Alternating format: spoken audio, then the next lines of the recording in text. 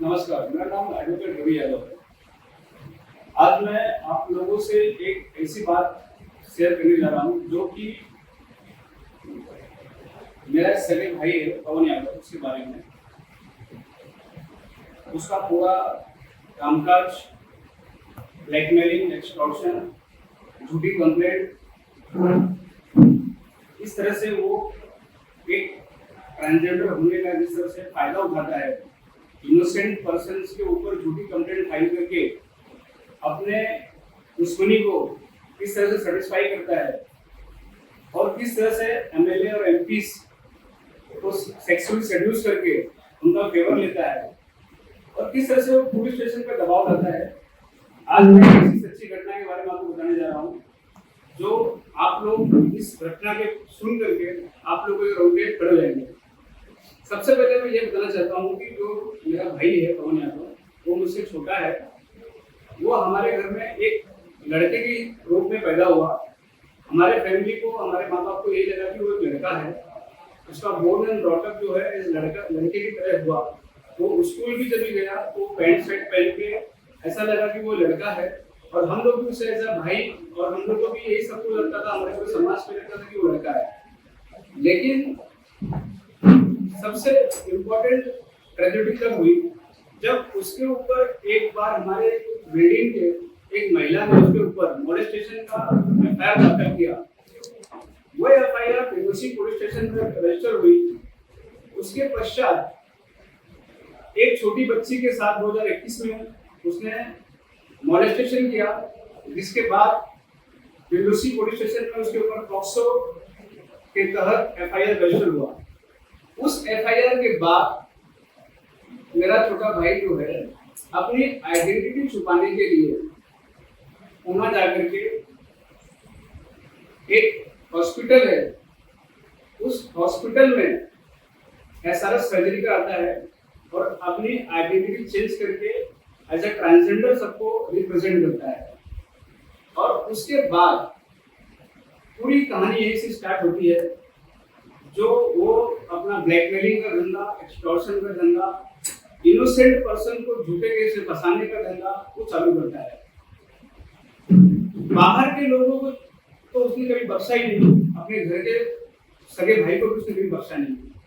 सबसे पहले वो ट्रांसजेंडर होने के बाद मेरे ऊपर उसने इतना दबाव डाला, मेरे ऊपर उसने कई बार ब्लैकमेल किया, मुझे कई बार उसने थ्रेटनिंग मैसेजेस भेजे, कई बार उसने मुझे एक्सटॉर्शन किया, मुझे उसने कई बार धमकियां दी कि आपके ऊपर झूठा रेप का एफआईआर कर दूंगी मैं, अगर आपने मेरी बात नहीं सुना नहीं, अगर आपने मेरी ये बात नहीं माना तो मैं आपके ऊपर पुलिस स्टेशन में। उसके इतने पहचान होते थे, जो पुलिस ऑफिसर्स होते थे, बड़े सुपीरियर ऑफिसर होते थे, पॉलिटिशियन के दबाव के अंदर उसकी बातों को सुना जाता था और सुन करके वन साइडेड उनकी कार्रवाई होती थी।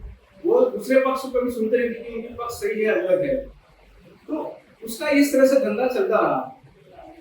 फिर उसके बाद जो है उसके ऊपर 2021 में वालियो पुलिस स्टेशन में एक एफआईआर रजिस्टर होती है, जिसके अंदर एक महिला भी उसके अंदर आरोपी होती है। वो बिल्डर का काम करती है, उसके अंदर ये भी आरोपी होता है, पर इसने अपनी आइडेंटिटी छुपा करके आज तक उस केस में चार्जशीट फाइल हुई है, पर उस केस में आज तक पुलिस ने उसको कभी अरेस्ट नहीं किया, आज तक पुलिस ने कोई कार्रवाई नहीं की।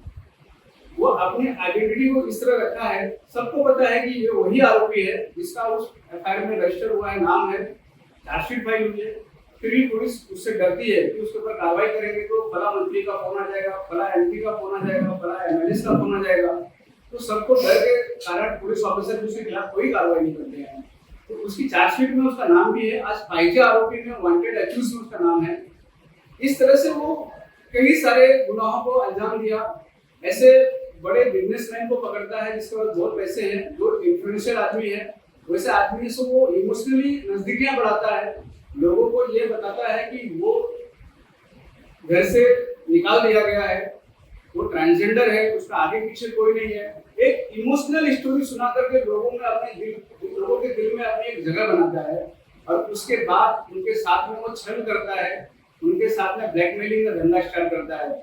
जो भी व्यक्ति उसके बातों में आता है उसके साथ में वो आगे जाकर के या तो सेक्सुअली उन्हें सेड्यूस करता है, उनके साथ कंप्रोमाइजिंग सिचुएशन में वीडियो बना देता है और उसके बाद उनसे ब्लैकमेलिंग करता है, अपने काम को पूरा करवाता है। अगर जो भी उसके काम को पूरा नहीं करता है तो उनके ऊपर कंप्लेंट फाइल करता है। एफआईआर रजिस्टर नहीं होती है, कंप्लेंट फाइल करके पुलिस में उन्हें बुलाया जाता है, डराया जाता है, धमकाया जाता है, फिर उसके साथ में कंप्रोमाइज हो जाते हैं लोग। ऐसे कई सारे लोगों के साथ में उसने किया हुआ है। बहुत सारे ऐसे एमपी एमएलए हैं जिसके साथ में उसकी नजदीकियां हैं, लोगों को उसने सेक्सुअली सेड्यूस किया, उनके स्क्रीनशॉट रखे हैं, उनके वीडियो रखे हैं, ताकि उसके जो भी काम है मंत्रालय में, विधान भवन में, किसी भी तरह का उसका कोई काम रुके ना। ट्रांसजेंडर बोर्ड का गठन हो रहा था, उस समय सबसे बड़ी क्राइटेरिया ये थी कि जो भी ट्रांसजेंडर के ऊपर कोई केसेस नहीं होगा, पुलिस एनओसी लाना होगा, उसके बाद उनका सिलेक्शन होगा। ऑलरेडी उसके ऊपर 4-5 केसेस है, फिर भी पुलिस उसको एनओसी देती है, उसका क्रिमिनल रिकॉर्ड को नजरअंदाज करके। और वो सब जो होता है सब एमएलए और एमपी के दबाव के नीचे होता है। ऐसे बहुत सारे एमपी एमएलए हैं जो ट्रांसजेंडर बोर्ड में उसका सिलेक्शन हो उसके लिए सिफारिश पत्र भी दिया है, और वो सिफारिश पत्र उसको ब्लैकमेलिंग के तहत भी दिया गया है, लोगों को ब्लैकमेल किया गया है ताकि लोग उसको सिफारिश पत्र दे और वो ट्रांसजेंडर बोर्ड में उसका सिलेक्शन हो। तो ऐसे बहुत सारे जो एमपी एमएलए ने उसको सिफारिश लेटर दिया हुआ है, उसकी भी जांच हो, उन्होंने उसको सिफारिश लेटर क्यों दिया, किस दबाव में दिया, और उसके दोनों मोबाइल के फोनों की जांच हो। ऐसे कौन से मंत्री हैं, कौन से एमएलए हैं, कौन से सांसद हैं जिसके साथ में उसका वीडियो है, जिसके साथ में उसका स्क्रीनशॉट लिया हुआ, उसके मोबाइल में एविडेंस है, वो एविडेंस दिखा करके लोगों को जो है धमकाता है, ब्लैकमेल करता है, एक्सटॉर्शन करता है, ताकि उसके भी जितने भी काम है मंत्रालय में हो, विधान भवन में हो, काम को पूरा करवाता है। तो सबसे इम्पोर्टेंट यहाँ पे ये है कि उसने मेरे ऊपर जो है कई बार झूठे कंप्लेंट फाइल किए, रेप एलिगेशन करके कि मैं उसका रेप करता हूँ, ताकि वो अपने डिमांड्स को पूरी कर सके। उसने कई बार मुझसे पैसे भी लिए, झूठे कंप्लेंट फाइल करके, धमकियां दे करके। पुलिस स्टेशन में मुझे कई बार बुलाया गया, मुझे कई बार इलीगल डिटेन किया गया ताकि मैं उसके साथ में कॉम्प्रोमाइज कर लूं। मैंने कई कंप्लेंट की है, मेरे पास आज पूरी कंप्लेंट की कॉपी है जो मैंने 2020 से लेकर अभी तक लगातार कई कंप्लेंट उसके खिलाफ किया है, पर पुलिस ने पॉलिटिशियन के दबाव में, उसके दबाव में आज तक कोई भी कार्रवाई उसके ऊपर नहीं किया हुआ है।